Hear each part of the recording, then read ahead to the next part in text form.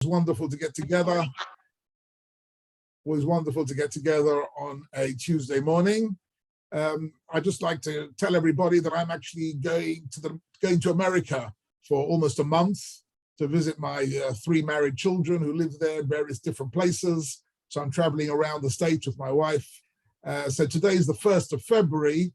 The next time I will give this shiur will be on Tuesday, the 1st of March. So for the rest of February, you'll find a substitute. Be in touch with Eli. He will find some very good people to fill in for me while I'm away. But I wish everybody, please God, to be happy and healthy and safe. And Bez Hashem, we should have a Chodesh Tov, a good month. This morning we davened that HaKadosh Baruch Hu should look after us for this month and give us a month of L'Tova V'Livracha.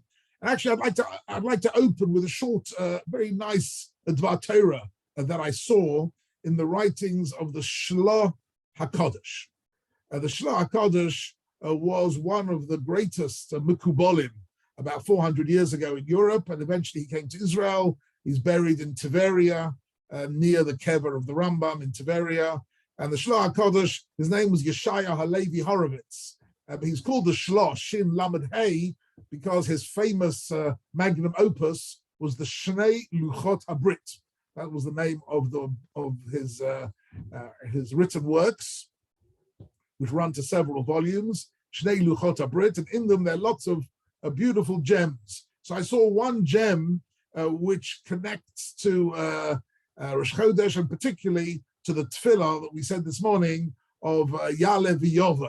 So in Ya'aleh V'Yoveh, I'll just bring up on the screen. I'm sure you all know Ya'aleh V'Yoveh, but nevertheless, I'm going to just put it in front of you because I want to show how he learned something very beautiful in the tefillah.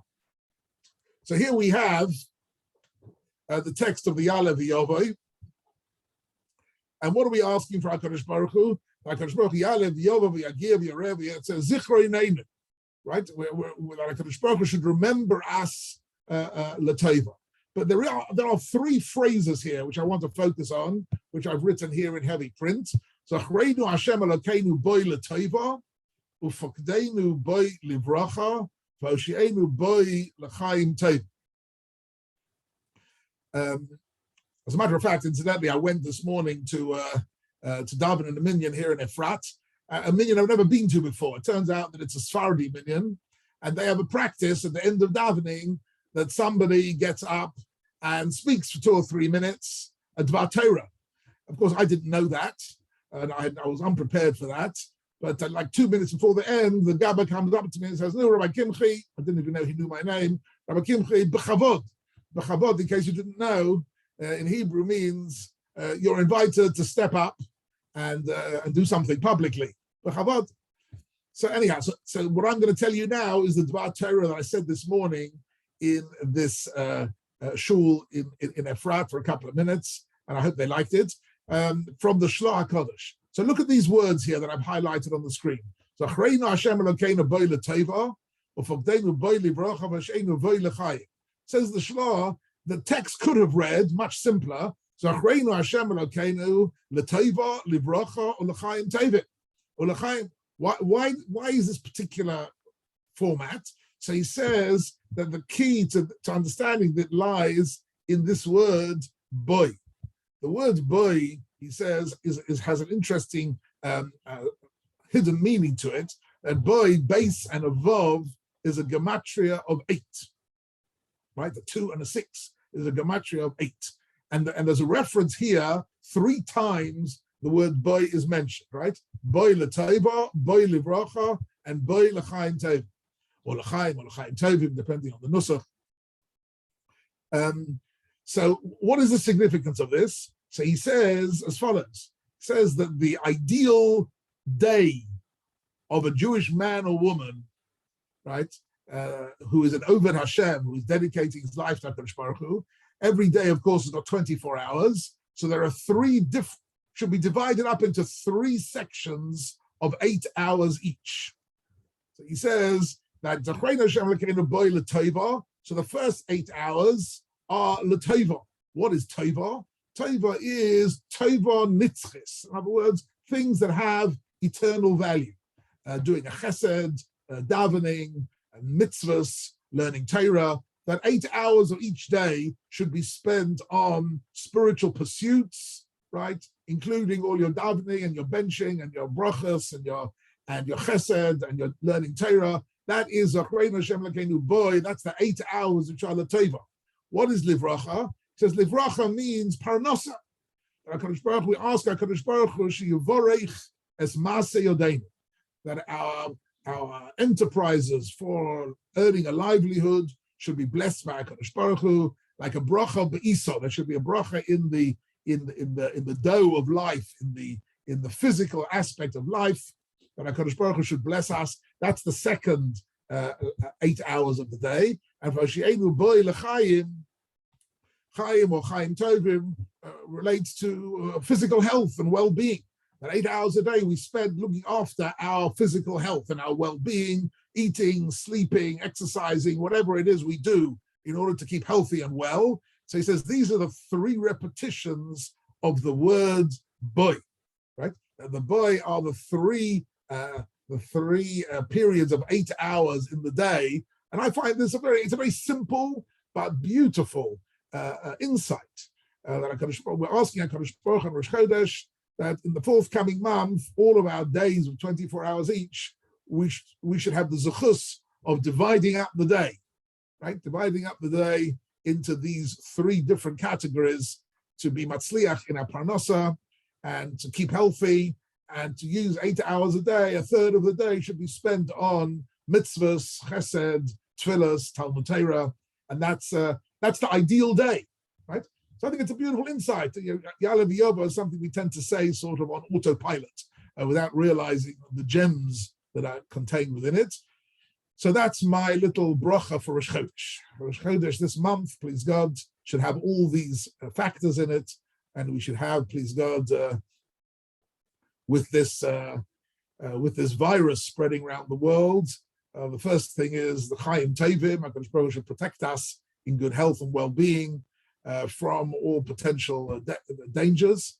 But we should also have the zechus of spending hours each day on spiritual pursuits and not losing the significance of any one of the days of the forthcoming month. That's the bracha for Rosh Chodesh, and I thought that was a nice way to start off the shiur. Good. Having said that, I suppose in certain circles, the idea that you should spend 8 hours a day earning a parnasa sounds a bit like a radically innovative idea. I'm not sure whether the Shloh HaKadosh ever met some of the, the Shloh HaKadosh living in the 1600s. I don't think he ever imagined that there would be such a large group of people who really find the idea of earning a parnasa to be a big chiddush. I think for him it was obvious that every human being needs to engage in some activities of livelihood, and that in this Dvar Torah he is saying that is an equal part of the day. A part of the day, that's the bracha that we're asking for.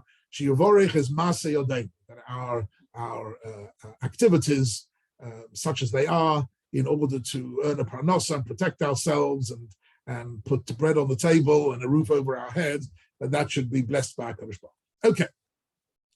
So that's Ya'aleh v'yavo for you. Please, next time you say Ya'aleh v'yavo, spare a thought for the Shloh HaKadosh and think about this particular idea, which I think is a very beautiful, precious thought. We're going back now to the Sefer Bereshis, and we're still with Avraham Avinu. Avraham Avinu is a topic which can keep us going for years and years, but let's at least look and see where we got up to. If you remember, last time I was discussing with you the idea of ein mazel liyisrael.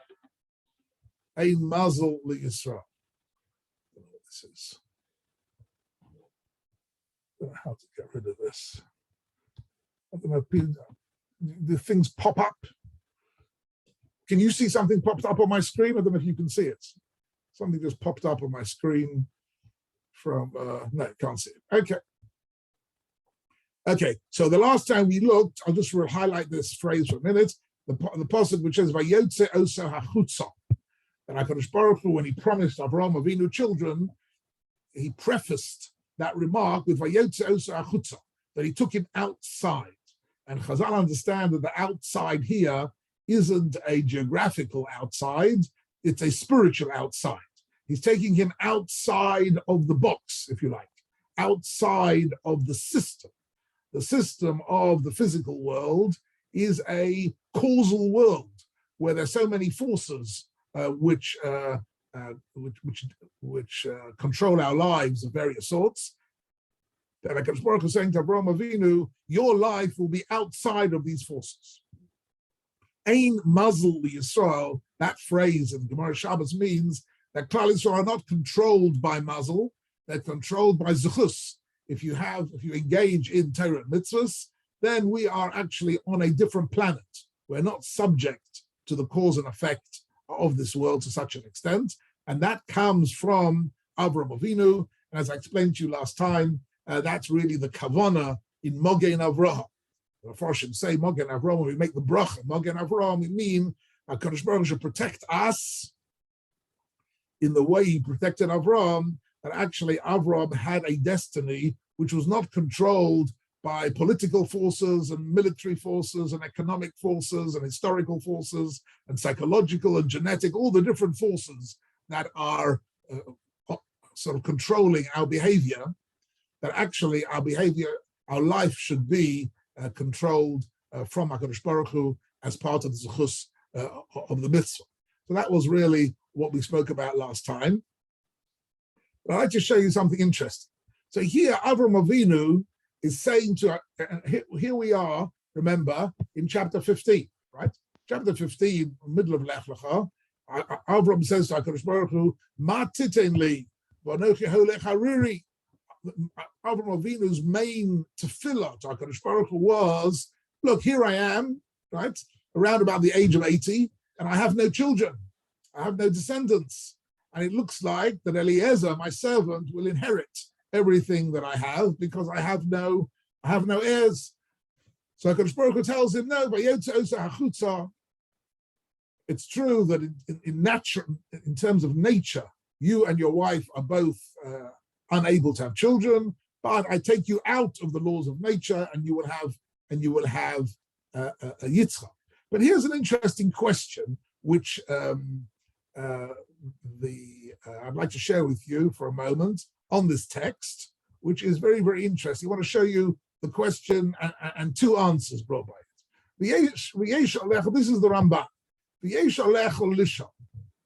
There is here a question in this pasuk. Okay, this is the pasuk where Avram says, I have one request, and that is, give me children. HaKadosh Baruch Hu says, yes, you'll have children, and Behemin B'Hashem, and he believes it.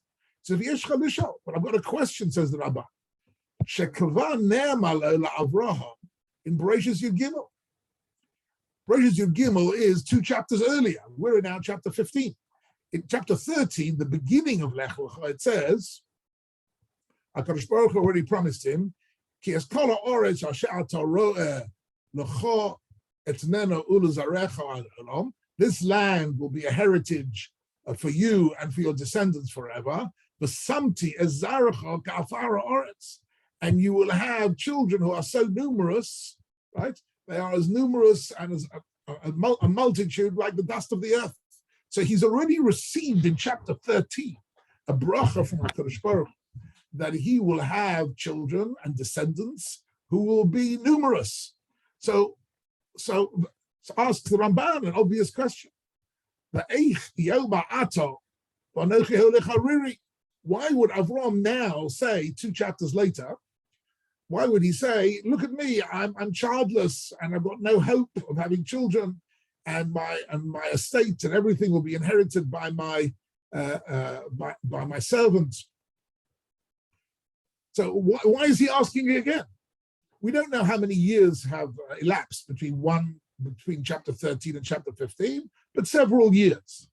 Several years have elapsed, and still he's had no children, but he had that promise earlier on, a couple of years earlier. Why is he asking again? And when HaKadosh Baruch Hu promises him now, why would the promise now in chapter 15 be more more a reassurance for Avraham Avinu than the promise that he got in chapter 30. Right? Everybody understand? It's a simple question in Pshat. In Pshat, in the Pasuk, in Lech Lecha, why would Avraham Avinu need a second reassurance? So I'm going to give you two answers, and it's very interesting. Both of the answers are interesting. One is the Ramban, one is the Orach Chaim. Let's first have a look at the Ramban. Vatshuva, ki atzadikim lo yaminu ba'atzmo. He says, this is a hallmark of tzadikim, that even when they promise a certain reward from HaKadosh Baruch Hu, lo yaminu ba'atzmo, they don't have a faith in themselves. In other words, not that he doesn't have faith in HaKadosh Baruch Hu, that he feels that maybe, says the Ramban, b'chet on b'shkoga. Right? Maybe he has inadvertently sinned, and that those sins, because of various sins, he has lost the zechus. Now, it's true, HaKadosh Baruch Hu said to him a few years earlier, he promised him Eretz Yisrael, he promised him children, he promised him a glorious future, but maybe in the interim, maybe he's done something terrible. Maybe he's done something which has in some way cancelled that promise. Right? So what happens subsequently is that HaKadosh Baruch Hu not only promises him again, but gives him a brit. So here we have part of the answer to this whole question is that that's what Avraham wanted. Avraham wanted not just a promise, because a promise could be dependent on his zechus. In other words, would he still a few years later merit this blessing? But when one has a bris, a covenant, right? So a covenant, let's just pause on this idea for a minute. This is actually quite an important principle in the whole Torah, the idea of a brit, right? A brit, a covenant is more than a promise, right? A promise is like in English we say a contract. You make a contract. You're a manufacturer. You've got a contract with your suppliers. They supply you with wood. You manufacture furniture. And you've got a good relationship with your suppliers. They supply you the raw materials, and they promise to supply it, right? They promise to supply it, and you have got a contract with them. But what's the difference, in fact, between a contract and a covenant? This is actually quite an interesting and profound issue that you find several times in the Torah. Right? We find actually 5 different places where HaKadosh Baruch Hu has a covenant in the Torah. And a covenant is much more than a promise. A covenant, first of all, is unbreakable.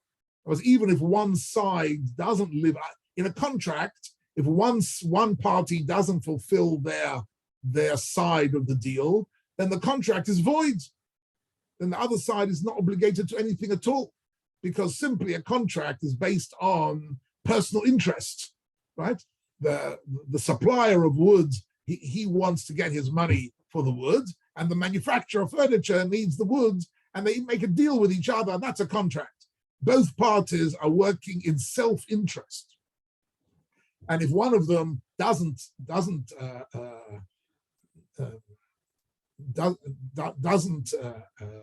fulfill his side of the deal, then that's it.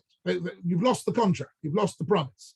A contract is something. A covenant, by contrast, is something else completely.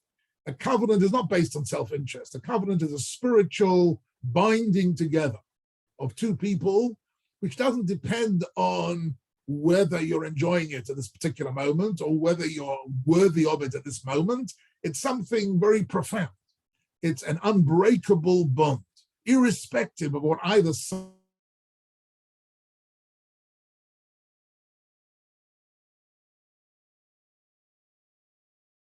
does. That is the bris of us. The bris of us.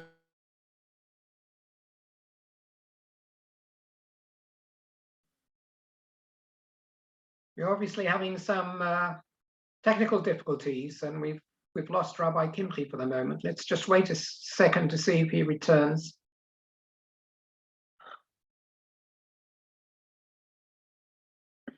Where does the concept of a covenant? Where does the concept of a bris? Where does that start? Any offers?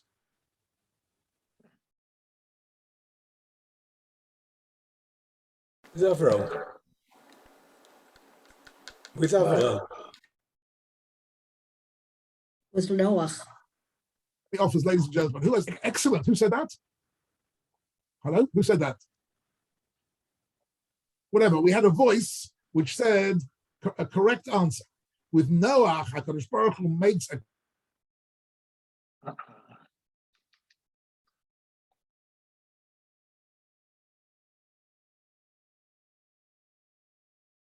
in a certain sense. A covenant with Noach was predicated on the Sheva mitzvahs b'nei Noach. As HaKadosh Baruch Hu says to Noach, you accept upon yourself the obligation to keep the 7 Noachite laws of basic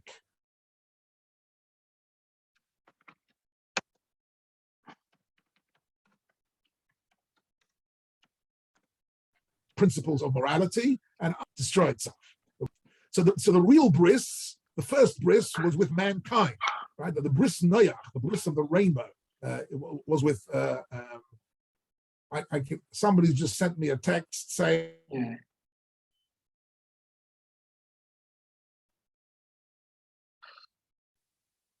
Hello? Yes, 1 second. Rabbi Kimche, we're losing you for intervals of time. Hello? Do you hear, Rabbi Hey, Kimche? can you hear me? We're losing your voice for intervals. So we've heard your voice in chunks over the last 3 or 4 minutes. Maybe we can get together again. Let's try. Keep going, Rabbi Kimche. Okay, yes. Also on my screen, the pictures are all frozen. So obviously we're having some Wi-Fi technical hitches here. I can't understand it because my Wi-Fi is on full signal. Try going out of Zoom and coming back in again. What, to shut down the Zoom?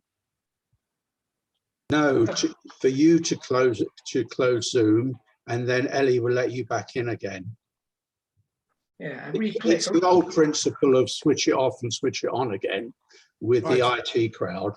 That's right. I think there are lots of IT engineers who study engineering for 4 years, and then they come and give you that piece of advice. You know, what should you do? Switch it off and switch it on. And that is the sum total of their ability to be helpful after all their studies. You've been all right for the last couple of minutes, so please carry on. And if we lose you again, maybe you can try ending your participation, then re-clicking on the link. But keep going for a moment, please. Okay, I'm going to keep going. If you lose me, try and let me know somehow. I'm not sure how you'll let me know, but try and let me know. So what I was saying is as follows, that the idea of a covenant started with Noach. That Noach gets the covenant of the rainbow, and in exchange, he commits himself to the 7 Noachide laws, which is basic morality and belief in God. Oh dear.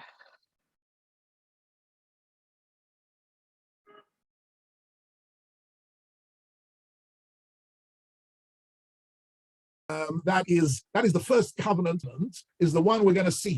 The Bris Bein Absarim is the second covenant, and this is a covenant that HaKadosh Baruch Hu has with Avram Avinu.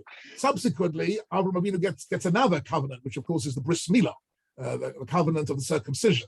But the idea of a covenant is, and this is what makes this Ramban particularly interesting. The Ramban says, why is Avram Avinu asking again, saying again to HaKadosh Baruch Hu that he's worried that he won't have children?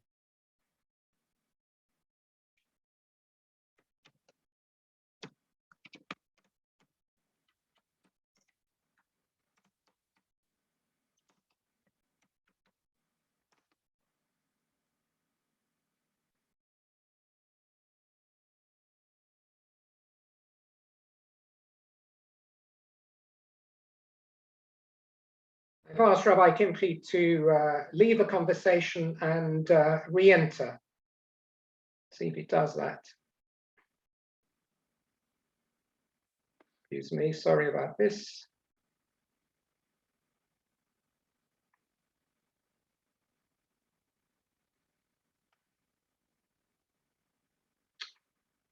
right.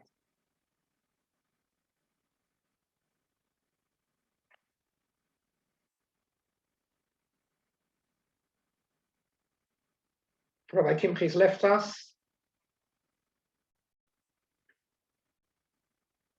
Let's hope he will re-enter.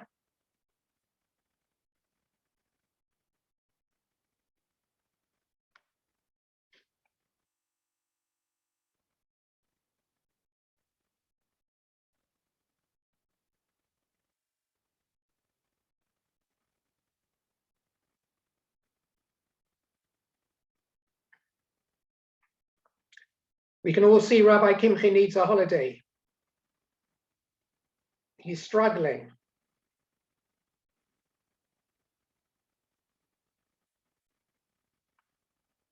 Come on, Rabbi. Where is he gone?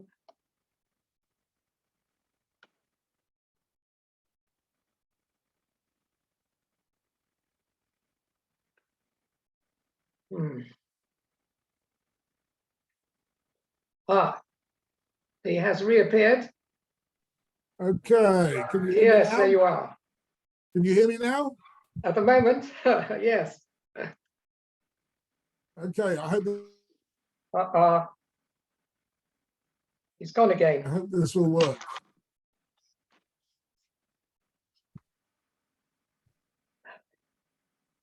Are you there? I'm here, but right. Now I've got you again. I don't know exactly what's happening here, but we are subject to disconnections. But we're going to persevere. We're going to persevere, ladies and gentlemen. It's all just really a training course from HaKadosh Baruch Hu to train my patience. You know, I'm not by nature such a patient person. I easily get impatient. So these breaks in communication are designed to educate me a little bit into being more patient. So there we go. I hope this is going to work. Let's try and go back to the screen.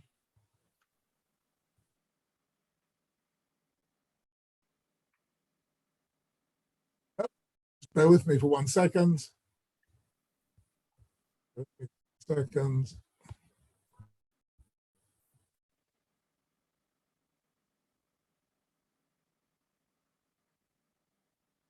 Okay, let's try this again. Right, let's try this again. Let's share the screen. Okay, can you see a screen with a text? Yes. Yes? Oh, wow. Okay, I think we're back in business. A minor hitch, but we're back in business. So the Ramban asks the question, why did Avraham Avinu ask for it again? So he says, because he was worried that maybe he'd lost the zechus, right? So he says, Avraham Avinu ro'a atzmo bo bayomim. He saw himself getting older. I think he's around about the age of 80. And the prophecy that he'd had from HaKadosh Baruch Hu in chapter 13 had not come to fruition. Maybe he didn't deserve it any longer. Maybe he'd done something wrong and he didn't deserve it anymore. And maybe he was worried, maybe he was going to be punished for the people that he killed. If you remember, he went into battle against the four kings, and inevitably,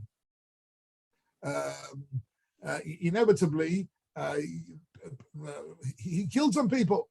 And he brings an interesting example of that when Yaakov meets Esau in the beginning of Vayishlach, it says, Vayiro Yaakov ma'od vayetzer. And Yaakov was very scared. And Chazal asked, what do you mean he was scared? HaKadosh Baruch Hu promised him, and when the Malachim were going up and down, beginning of Vayetze, he said, HaKadosh Baruch Hu promised to protect him and bring him back to Eretz Yisrael. Why is he scared? So Chazal say, Mikan, from here we see, She'ein havtacha letzadikim ba'olam hazeh. There's no havtacha. In other words, even though HaKadosh Baruch Hu promises, at a certain point, the promise is always al tanai. What is the tanai? The condition of every promise is that we continue to be a worthy recipient of Chazdei Hashem. Whenever we daven to HaKadosh Baruch Hu, we're only davening for one thing, that we should be worthy recipients of Chazdei Hashem. We don't need to convince HaKadosh Baruch Hu to give us wisdom and to give us refuah and give us parnasa. That's for sure that HaKadosh Baruch Hu consistently wants to do that. The only question is whether we are tuned in. Are we able to be recipients of the Chazdei Hashem? And that's what our davening is about, to become mekabelim, to become recipients from HaKadosh Baruch Hu. So here Avraham Avinu was worried, maybe something he had done had compromised his spiritual zuchus, and therefore, and that's why, so that's the Ramban's answer. And of course, on that, and if that was the question and that was the answer, then we understand the continuation of the Pesukim.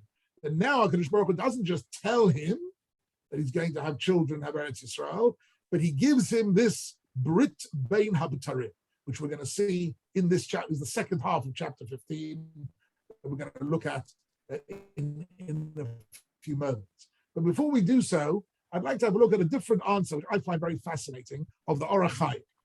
Okay, the Orach Chaim is writing about 300 years ago, 250, 300 years ago.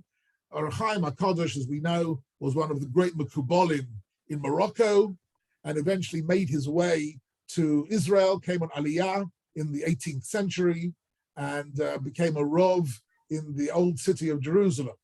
And in fact, if you go today to the Ir Atikah, you're likely to be walking down at one point or another Rechov Orach Chaim. Rechov Orach Chaim is a well-known street going down towards the Kesel, and in it there is a Beit HaKnesses Orach Chaim, a place where the Orach Chaim himself, 250 years ago, where he learned and taught Torah. But his commentary on the Chumash is unparalleled in many ways, and in it he brings in lots of Kabbalah ideas as well, and absolutely beautiful material. So let's just, so let's have a look what he does here. So the Orach Chaim says, he says, I don't understand. In chapter 15, Avraham Avinu is davening, please give me children. How can you say, how can Avraham say you haven't given me children? He's already told him in chapter 13, that he's already promised they'll have multiple children like the dust of the earth. And are we suggesting that the Avraham Avinu in some way is mefakpek, is doubtful about HaKadosh Baruch Hu's promise that he gave him in chapter 13? So the Ramban gave an answer to that question, and his answer was that Avraham felt maybe he wasn't worthy. But you'll see that Orach Chaim is going down a different line. Beis, he says, my second question is, Omram hein li lo nosato zera. The language of the pasuk is hein li lo nosato zera. He says that's an unusual pasuk.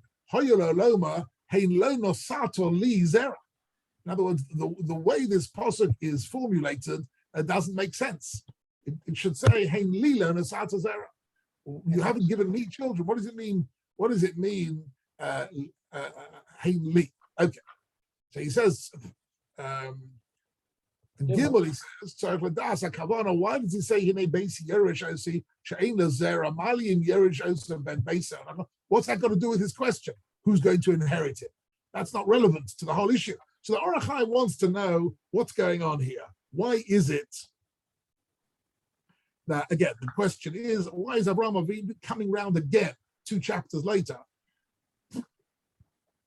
and asking for something which has already been settled, it's already been resolved in chapter 13. So look what he says. It's something very interesting. Okay, however, this is my page. This is how it works. Shelios, so he says here, Shelios Shabesuras Hazera. Some reason I'm not getting this here. Shelias Shabesuras Hazera Sha'omalo Hashem. In the original promise in chapter 13, HaKadosh Baruch Hu will have children like the dust of the earth. The Dava Yadua, he says, and that is known. Can you still hear me? Ellie, are you okay? Can you hear me?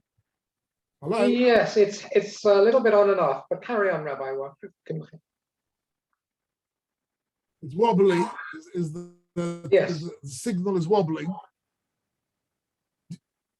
All the Zoom shiurim you guys have, I mean, it's beginning to really annoy me. 1 second. Yes.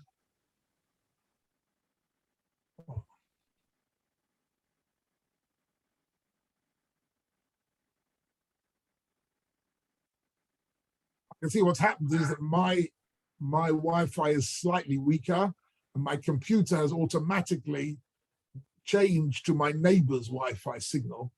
Ah, It's changing back and forth. The computer I decides see. what's the strongest signal that it can get.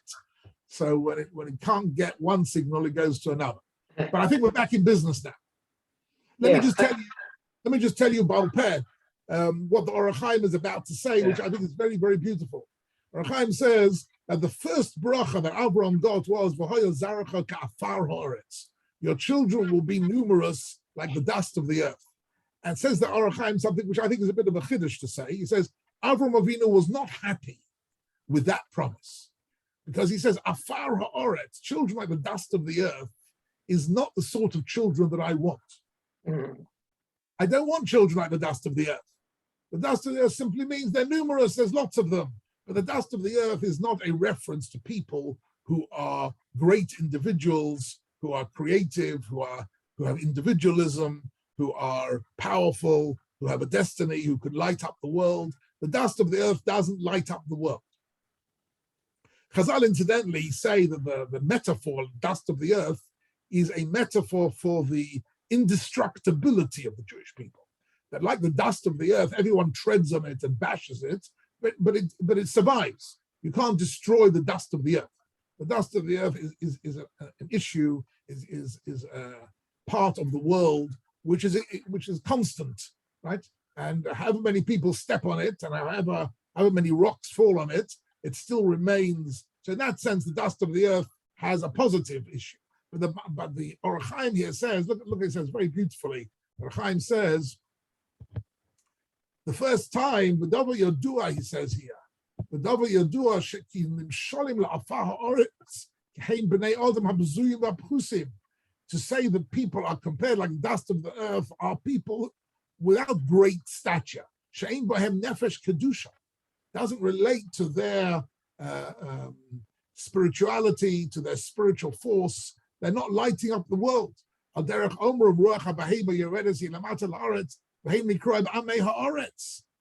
We use the phrase Amei Ha'aretz, mean people of the land, right? But that's not a great compliment. Amei Ha'aretz means people who are ignorant, people who are really unable to spiritually light up the world. And tzaddikim like Avraham Avinu are never going to be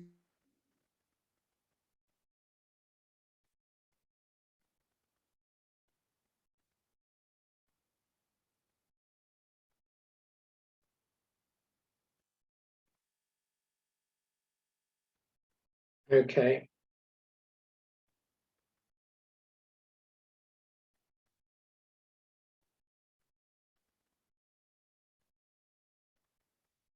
Anyway, he would have said, people like Abraham are not going to be satisfied with such a promise. That's why Abraham says, Hein li, give me, Pirish Dova Hashaveh li, Venosatazara. You haven't given me someone who I appreciate for myself. Okay, I think Rabbi Kimche has been ejected, possibly his internet connection has gone again.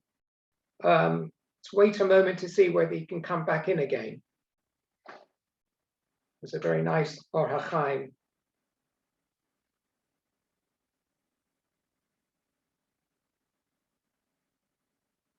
See.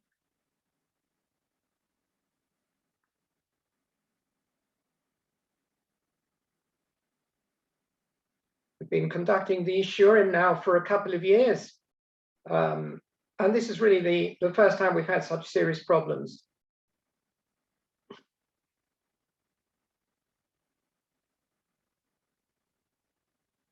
Right.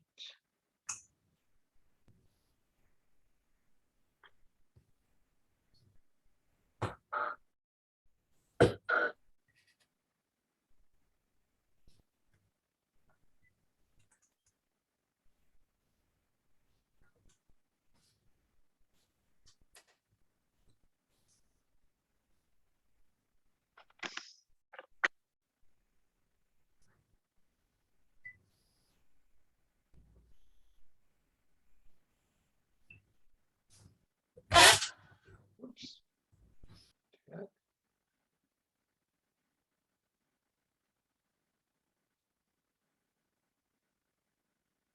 Sorry, folks.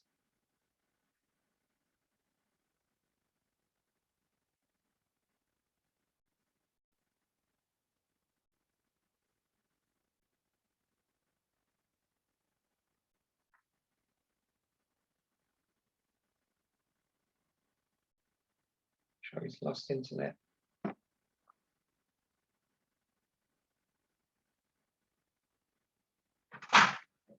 He'll come in on his phone. He hasn't got an internet. Well, he could do, I guess. Point. Can you hear me? Ah, yes, Yes? yes. We're Yes. going to try and persevere, ladies and gentlemen, against all odds. It might be worth. I can see this is not working so well. Sorry, mistake. You may try possibly to switch off your picture and just communicate as if on a radio program without sharing screen. That loses less bandwidth. Or through your Just phone. hold on 1 second. Your telephone. I'm going to try and do it on my phone, see what happens. Yeah.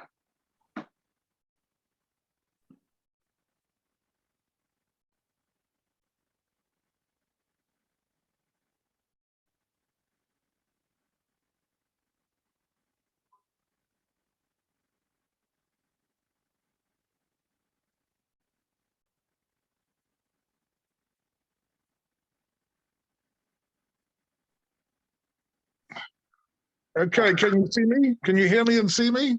Yes, yes, yes. Much better. Really? Okay, this is now working with the Zoom, with my phone. Right? This is okay? Everything's good. Yes. I don't know if you'll be able to share screen, but we can see you and hear you I'm clearly. not sure either. Yeah. I'm not sure either. Let's see if I can share a screen.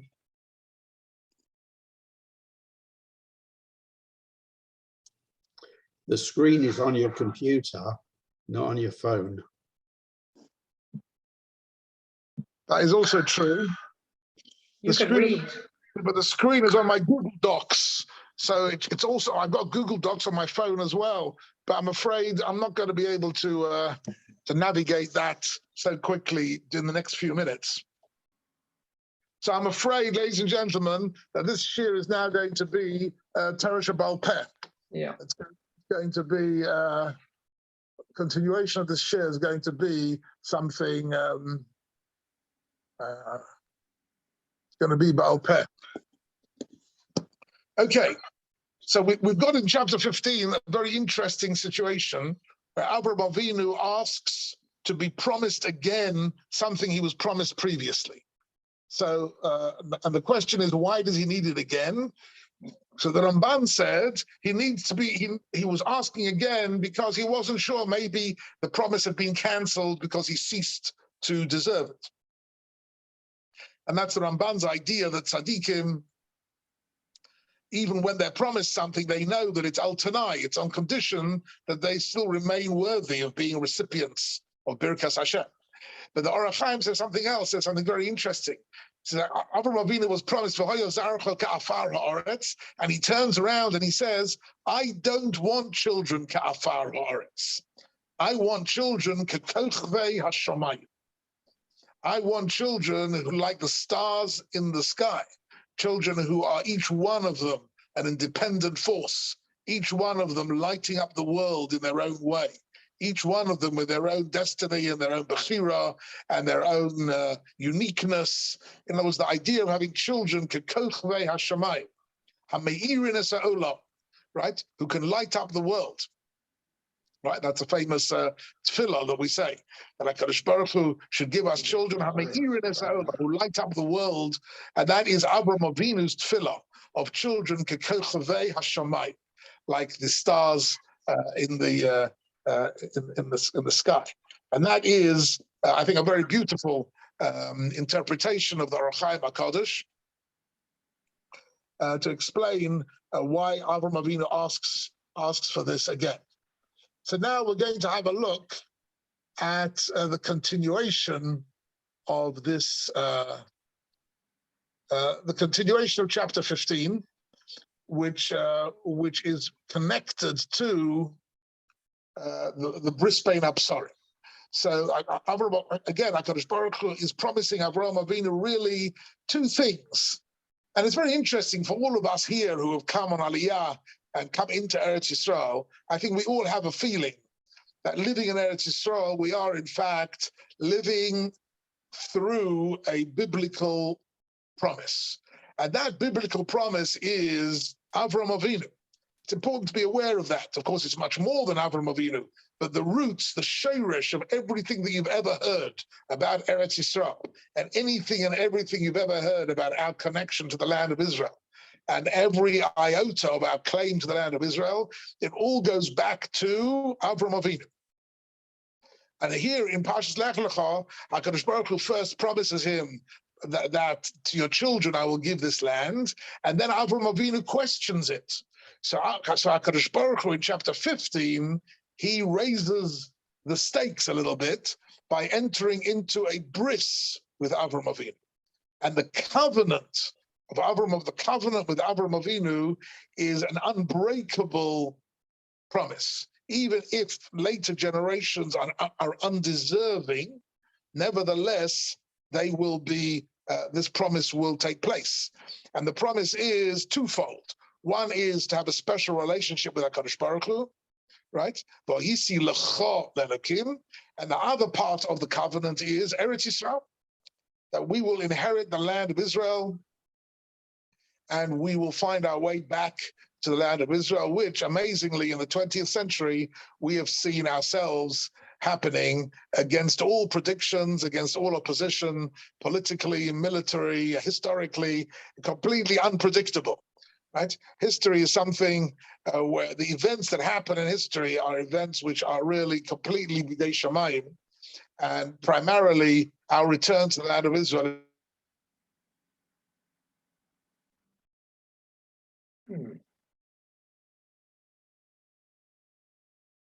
We've lost you, Rabbi. With something completely. Me again? Can you hear me? Yes, now we hear you again. Now you can. So I just want to touch on. So in this chapter 15, we get a pasuk which we are familiar with, and I will look at again, please God, the next share that we have in a month's time. But there's a pasuk here in chapter 15 which is very powerful and which found its way into our Leil Seder, into our Seder night text. But Yomer Avram, HaKadosh Baruch Hu says to Avraham Avinu, Yodoya Teda, you should certainly know, Ki ger zarecha be'eretz lo lahem, that your children will have to wander in lands where they are not citizens of that land. They will be strangers in the land. Va'avodum, and they will be at a certain stage, they will be enslaved. Ve'inu osa, and they will not only be enslaved, they will also be persecuted. Arba meos shana. So here comes the first time that we get this number of 400 years. And but the pasuk continues, HaKadosh Baruch Hu says the nation that that subjects your children to that slavery and persecution will themselves be punished. And that, of course, a reference to the Makkos, the 10 Makkos, and Yetzias Mitzrayim and Kriyas Yamsuf, the fate of the Egyptians having enslaved the Jewish people. And and afterwards, the Jewish people, will leave slavery b'rechush gadol. Right? They won't leave penniless like refugees and people expelled from countries usually leaves. They usually leave completely penniless and powerless. They will come b'rechush gadol. And rechush gadol, of course, has a double meaning. It means also wealth. And as you all know, in the story of Yetzias Mitzrayim, Vahi b'shalach Paro es ha'am, that Pasuk makes several references to the fact that they came out of Egypt with great wealth, material wealth. They used wealth. And this week's Parsha, right? This week's Parsha is Parsha's Terumah. And it opens up with HaKadosh Baruch Hu telling Moshe Rabbeinu, tell the Jewish people, "V'yikhali Terumah, I need everybody, Isha sheyidvenu libo, everybody who is able to donate should donate. And what should they donate?" And now comes a whole list. Kesef, V'zav, V'nechoshes, V'tcheles, V'argamon. There was an enormous amount of gold and silver and copper and skins and wool and dyed wool, which was necessary for building the Mishkan. Where did all that come from in the Midbar? Where did it come from? How did they have all this wealth? The answer is, this is the Rechush Gadol. The Rechush Gadol, the great inheritance that the Jewish people had when they came out of Mitzrayim, that was predicted already to Avraham Avinu. And all this is part of the covenant, part of the bris with Avraham Avinu. And what I want to do is have a look with you in greater detail. Maybe I'll just mention now, it's very interesting that on Seder night, the 4 cups of wine have got lots of different symbolisms, but the most famous of them all is brought down in the Gemara, that it's the Arba Lashonos Geula. There are 4 different expressions of Geula. V'otzeisi eschem mitachas sivlos Mitzrayim, right? V'hitzalti eschem me'avodosam, v'go'alti eschem b'zron netuya, v'hevesi, right? So there are 4 different. V'otzeisi v'hitzalti v'go'alti v'lokachti eschem li la'ov. So v'lokachti is already a reference to Har Sinai. That's already, I'll take you to me as a people. That's Har Sinai. But what are the Hotzeisi v'hitzalti v'go'alti? So the answer is this pasuk. And HaKadosh Baruch Hu says to Avraham Avinu, there will be 3 levels of exile. The first one is Geri Zarcha, that's the lightest exile. They'll simply be strangers in a strange land, but they'll be able to live freely. The second one is Va'avodum, they will no longer be able to live freely, they will be enslaved. And the third level is they won't only be enslaved, they will be persecuted, they'll be killed, right? They will be tortured by their masters. So 3 different levels of Golus. There's the Ger, there's the Eved, and there's the Inui. So when it comes to Yetzias Mitzrayim, the Lashonos Geula that we have are actually taking the Jewish people out of these 3 stages one by one. The first thing to be removed was the persecution and the torture and the killings. In other words, the real greatest suffering. That was the first Votzeiti. And then the Tzalti Eschem Me'avodosam. The second thing is to be saved from slavery. That's the second level. And then V'go'alti Eschem B'zron Netuya, to be taken out. They no longer be a ger b'eretz lo lahem. In other words, it's all these levels of Golus in reverse order, being removed one by one. But in order to understand the Arba Lashonos Geula, you have to understand this pasuk in Bereshit chapter 15, where HaKadosh Baruch Hu tells Avraham Avinu that your children will have to go through a painful Golus for 400 years, right? And then the pasuk says, the Dor Revi Yeshuvu Heina, they will eventually come back to Eretz Yisrael. And then it ends up chapter 15, and this is where we'll pick it up in the next year. By Yom Hahu, on that day, Koras Hashem as Avram Baris Lema. HaKadosh Baruch Hu made a covenant with Avram Avinu, saying, L'zarecha nosati es haaretz hazos.